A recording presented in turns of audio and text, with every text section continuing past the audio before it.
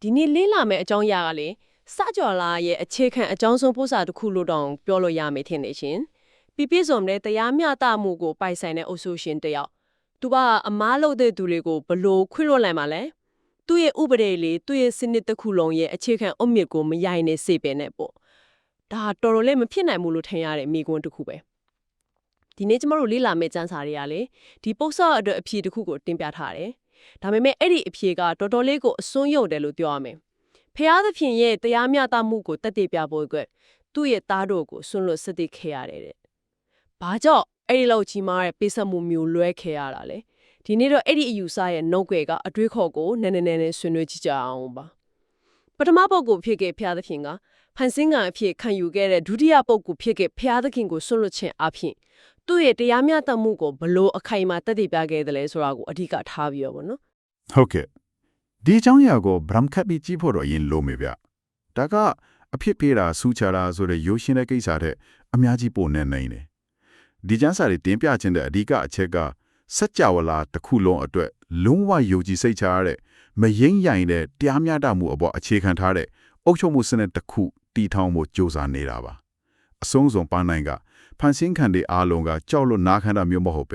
ဲဒီစနစ်ရဲ့တရားမျှတမှုကိုအကျွင့်မဲ့ယုံကြည်သွားလို့စိတ်လိုကိုလျောက်လေးစားလိုက်နာလာစေဖို့ပါပဲစိတ်ဝင်စားဖို့ကောင်းနေရှင်ဒါဆိုင်ရင်အခြေခံအကြဆုံးအခြေကင်းနေဆက်လိုက်ရအောင်ဒီကျန်းစာတွေကအဖြစ်ကိုခွင့်လွှတ်တယ်ဆိုတာကလွယ်လွယ်ကူကူခွင့်လွှတ်လိုက်တာမျိုးမဟုတ်ဘူးเนาะအဖြစ်အတွက်ပေးဆက်ရမယ့်တန်ဖိုးတစ်ခုအမျက်ရှိနေတယ်လို့ဆိုလိုပုံရတယ်ဟုတ်ပါပြီအဲ့ဒီအချက်ကအဓိကကြတယ်ရာဒီလိုစဉ်းစားကြည့်မှာဥပဒေတစ်ခုကိုလေးစားလိုက်နာဖို့ဆိုရင်အဲ့ဒီဥပဒေကိုချိုးဖောက်ခြင်းရဲ့အကျိုးဆက်ကတိတိထင်ရှားဖို့လိုပါတယ်ဥပဒေကပိုအရေးကြီးလေချိုးဖောက်ခြင်းရဲ့တန်ကပိုကြီးမားလေပဲဆိုတော့ဒီကျမ်းစာရဲ့အမြင်မှာတော့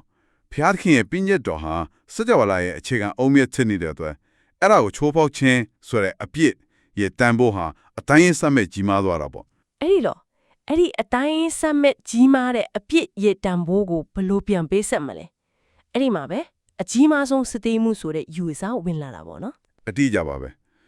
ဒီအထွေးခေါ်ရဲ့ယူတီကဒီလိုလာတာဗျာဥပမာတစ်ခုပြောပြမယ်နိုင်ငံတနိုင်ငံရဲ့အစိုးရကအကျွေးအလုံးကိုမဖြစ်မနစ်ပြန်ဆန်းရမယ်ဆိုတဲ့ဥပဒေကိုထောက်ထားတယ်ဆိုပါစို့ဒါပေမဲ့ဒီနေ့မှာ trillion နဲ့ချီတဲ့အကျွေးကြီးတစ်ခုကိုထားလိုက်ပါကြေးပေးလိုက်ပြီလို့ကြေညာလိုက်ရင်ဘာဖြစ်သွားမလဲနိုင်ငံရဲ့စီးပွားရေး system တစ်ခုလုံးပြိုလဲတွားနေတာပေါ့ငွေတန်ဖိုးတွေပါကျသွားမှာပဲမှန်ပါတယ်ဥပဒေရဲ့ဂုဏ်တိခါကိုထိန်းခြင်းအဲ့ဒီအကျွေးကိုတစုံတယောက်ကပေးဆက်ကိုဆက်ရမယ်ဒီဘာသာရေးအမြင်မှာလည်းအဖြစ်ဆိုတဲ့အကျွေးကအနန္တတန်မိုးရှိနေတော့အဲ့ဒါကိုပေးဆက်ဖို့အတွက်အနန္တတန်မိုးရှိတဲ့အရာတစ်ခုပဲလိုအပ်လာတယ်အဲ့ဒီမှာဒီကျမ်းစာတွေက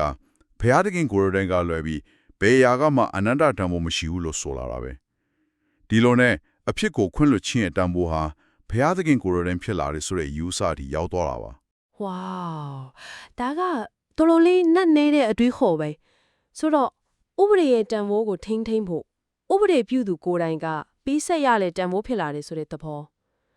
ဒါကနောင်မီခွန်းတစ်ခုကိုချက်ချင်းမွေးထုတ်လိုက်သလိုပဲအတိုင်းအစားမဲ့တန်ဖိုးရှိတဲ့အရာကပေးဆက်ရမယ်ဆိုရင်ဘသူကအဲ့ဒီအရေးချင်းနဲ့ပြည်မိမှာလဲလူသားတယောက်ဒါမှမဟုတ်ကောင်းကင်တမန်တစ်ပါးကတော့မဖြစ်နိုင်ဘူးလားရှင်ဒီတဲ့ပုံနဲ့နေတာကအပြစ်မလုပ်ဘူးရင်တောင်မှအပြစ်လုံနိုင်ချီရှုရတဲ့မြတန်ဖိုးမပြည့်မီဘူးလို့ယူဆတယ်ဒါကြောင့်အပြစ်ဖြစ်ရရဲ့စစ်ဟာရေးချင်းတစ်ခုနဲ့ပြည်ဆောင်ရမယ်လို့ဆိုတယ်တခုကအပြစ်လုံးဝကင်းစင်ပြီးစုံလင်သူဖြစ်ရမယ်နောက်တစ်ခုကတော့ပြစ်ဆက်ရမယ်တန်ဖိုးဟာအနန္တဖြစ်ရမယ်အဲ့ဒီစံလုံးနဲ့ကိုက်ညီတာဖျားတခင်ကလည်းပြီးဘယ်သူမှမရှိဘူးလို့ဒီကျမ်းစာတွေကဆိုလိုလာပါအဲ့ဒီနေရာမှာပဲဒုတိယပုဂ္ဂိုလ်ဖြစ်တဲ့ဖျားသခင်ကလူခန္ဓာကိုခံယူပြီးဝင်လာတဲ့အခန်းကဏ္ဍကအရေးပါလာတာပေါ့နော်ဒါပေမဲ့ဒီကျမ်းစာထဲမှာတုံးထားတဲ့စကားလုံးအတုံးလုံးတချို့ကိုနားလည်အောင်လုပ်ဖို့လိုမယ်ထင်တယ်ဥပမာကြင်ချင်းခံရတော့ခန္ဓာကိုခံယူတယ်ဆိုတာမျိုးပေါ့နော်အဲ့ဒါဘာကိုဆိုလိုတာလဲရှင်ပြည့်စုံတဲ့ပုဂ္ဂိုလ်ကမပြည့်စုံတဲ့အဖြစ်ရှိတဲ့လောကထဲကိုဝင်လာတယ်ဆိုတဲ့သဘောလားဟုတ်တယ်အဲ့ဒီအချက်ကတော်တော်လေးရှုထွေးပြီးစိတ်ဝင်စားစရာကောင်းတဲ့ paradox တစ်ခုပြကြင်ချင်းခံရတော့ခန္ဓာကိုဆိုတာကအပြစ်ရဲ့အကျိုးဆက်တွေကိုခံစားနေရတဲ့တည်ရင်တရားရဲ့လက်အောက်မှာရှိနေတဲ့လူတဘာဝကိုဆိုလိုတာပါဆိုတော့ဒုတိယပုဂ္ဂိုလ်ဖြစ်တဲ့ဘုရားသခင်ဟာသူ့ရဲ့ဘုရားတဘာဝကိုမဆုံးလို့ပဲ အဲ့ဒီလိုမစုံလင်တဲ့လူတဘာဝကိုသူ့ပေါ်မှာခံယူလိုက်တယ်သူ့ကိုယ်တိုင်အပြစ်မလုပ်ခဲ့ပေမဲ့အပြစ်ရဲ့အကျိုးဆက်တွေဖြစ်တဲ့ပင်ပန်းစီရဲခြင်းနာကျင်ခြင်းတေခြင်းတွေကိုအပြည့်အဝခံယူခဲ့တယ်ဒါကပါကိုပြတယ်လဲဆိုတော့အပြစ်ဖြေရရဲ့စာလက်တွေ့လောကကြီးထဲမှာအပြစ်ရဲ့တန်ကိုအပြည့်အဝခံစားနေရတဲ့နေရာမှာပဲဖြစ်ရမယ်ဆိုတဲ့စီမင်းကိုသူ့ကိုယ်တိုင်ဝန်ခံလိုက်တာပဲ အော်ဒါဆိုကျမနားသေးတာမှန်နေဆိုရင်ဒီလုံရတာလူသားတွေရဲ့အကျွေးကိုလာဆက်ပေးတာတတ်တတ်တစ်ခုတည်းမဟုတ်တော့ဘူးပေါ့ဒါကစက်ကြောလာတစ်ခုလုံးကိုပြတတ်တဲ့တက်တဲ့ပြချက်တစ်ခုတရားစီရင်ရေးဆိုင်ရာစံနမူနာတစ်ခုလုံးဖြစ်သွားတာပေါ့ဘုရားသခင်ရဲ့တရားမျှတမှုကဘလောက်တိကျဘလောက်ပင်မလိုက်ဘူးလဲဆိုတာကိုပြရဲ့ပြည့်စက်ကြီးတစ်ခုလိုပဲ သူကိုယ်လည်းအလေးနဲ့ဆုံးလိုက်နာပြတယ်။ဥပဒေချိုးပေါက်ခြင်းရဲ့အကျိုးဆက်ကိုသူ့ကအတန်ဖိုးချီဆုံးရပေါ်မှာတက်ရောက်စေတယ်ဆိုရင်အဲ့ဒီအုပ်ချုပ်သူရဲ့တရားမျှတမှုအပေါ်ဘယ်သူမှတန်တရားဝင်တော်မလဲ ဟုတ်ကဲ့ပထမပုဂ္ဂိုလ်ကဒုတိယပုဂ္ဂိုလ်ကိုဆွတ်လွတ်လိုက်ခြင်းဟာငါတရားစီရင်ရေးမှာပတ်လိုက်မှုမျက်နာသာပြေမှုလုံးဝမရှိဘူးဆိုတာကိုအခိုင်အမာဆုံးသက်သေပြလိုက်တာပဲ။ဒါဟာအနာဂတ်မှာဖျားခင်အုပ်ချုပ်မှုအပေါ်အကျွင့်မဲ့ယုံကြည်ကိုးစားလာစေဖို့အတွက်အုတ်မြစ်ချပေးလိုက်တာပါ ထားတဲ့အတွေးခေါ်တစ်ခုပဲကောင်းပြီဒါဆိုရင်ဒီလောက်ကြီးမားတဲ့တက်တေပြမှုကြီးလောက်ပြီးတဲ့နောက်မှာနောက်ဆုံးရီမှန်းချက်အဆုံးစုံပန့်တိုင်ကဘာဖြစ်မလဲရှင် အဆုံးစွန်ပန်းနိုင်ကတော့အဆက်မပြောခဲ့သလိုပဲကြောင်ရုံမှုအပေါ်အခြေခံတဲ့နိုင်ငံတော်မဟုတ်ပဲယုံကြည်မှုနဲ့မေတ္တာတရားအပေါ်အခြေခံတဲ့နိုင်ငံတော်တစ်ခုတည်ဆောက်ဖို့ပါပဲဖန်ဆင်းခံတွေကဖျားသခင်အုံကြုံမှုကိုစိတ်လိုကိုလျော့နာခံပြီးယုံကြည်လာကြမယ်ဘာလို့လဲဆိုတော့သူတို့ဟာဖျားသခင်ရဲ့တရားမျှတမှုကိုကိုတွေ့မျက်မြင်တွေ့မြင်ခဲ့ကြရလို့ပဲ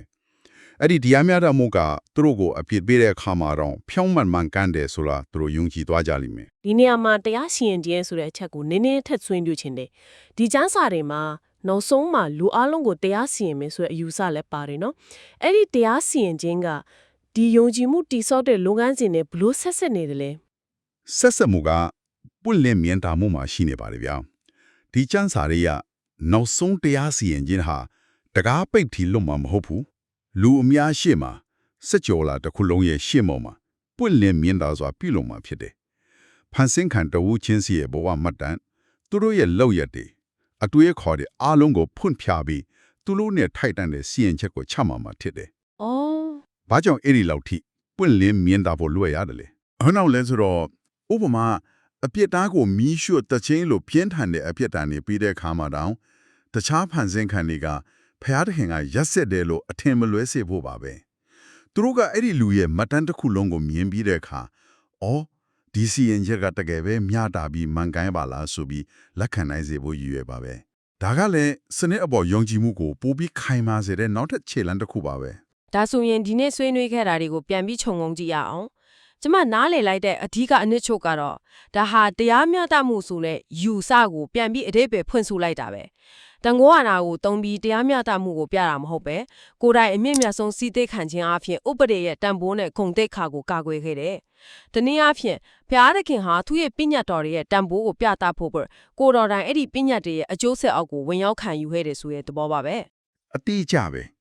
ဒီယူဆတစ်ခုလုံးရဲ့အသေးနှလုံးကယုံကြည်မှုကိုအမိန့်ပေးလို့မရဘူးဒီဆောက်ယူရတယ်ဆိုတဲ့အချက်ပါပဲတရားမျှတမှုဆိုတာဗလိုက်ချင်းမရှိဘူးကိုယ်တိုင်အတွက်အဖိုးတန်ဆုံးအရာကိုတောင်စတေးနိုင်လောက်အောင်တီးကြတယ်ဆိုတာကိုတက်တည်ပြခြင်းအပြင်ဘုရားသခင်ဟာကြောက်ရွံ့မှုကြောင့်မဟုတ်ပဲစနစ်ရဲ့တရားမျှတမှုကိုအလေးနဲ့ယုံကြည်မှုကြောင့်စိတ်လိုကိုရောက်နာခံတဲ့နိုင်ငံတော်တစ်ခုအတွက်အောက်မြစ်ကိုခိုင်ခိုင်မာမာချပေးခဲ့တယ်လို့ဒီကျမ်းစာတွေကဆိုလိုနေတာပါ ဒီဆွေးနွေးမှုကနားထောင်သူတွေအတွက်စဉ်းစားစရာအတွေးတစ်ခုနဲ့အဆုံးသတ်ချင်ပါတယ်ရှင်ဒီနေ့ကျမတို့ဆွေးနွေးခဲ့တဲ့ကျမ်းစာတွေကဘုရားသခင်ကသူ့ရဲ့တရားမျှတမှုကိုဘလို့သက်တည်ပြခဲ့တယ်လဲဆိုတာကိုအဓိကထားတင်ပြထားတယ်ဒါကနောက်ဆက်တွဲမိခွန်းတစ်ခုကိုဖြူပေါ်စေပါတယ်ဥပဒေတစ်ခုကိုချူးဖောက်ခြင်းရဲ့တန်ဖိုးဟာဥပဒေပြုသူကိုယ်တိုင်ရဲ့အသက်နဲ့ညီမျှနေခဲ့မယ်ဆိုရင်အဲ့ဒီဥပဒေကိုယ်တိုင်ရဲ့တန်ဖိုးနဲ့အဲ့ဒီဥပဒေကအခါကွယ်ပေးထားတဲ့တက်ရှိတွေရဲ့မူလတန်ဖိုးအပေါ်မှာဘယ်လိုမျိုးအသိပ္ပယ်အသက်တွေတက်ရောက်သွားနိုင်မှာလဲ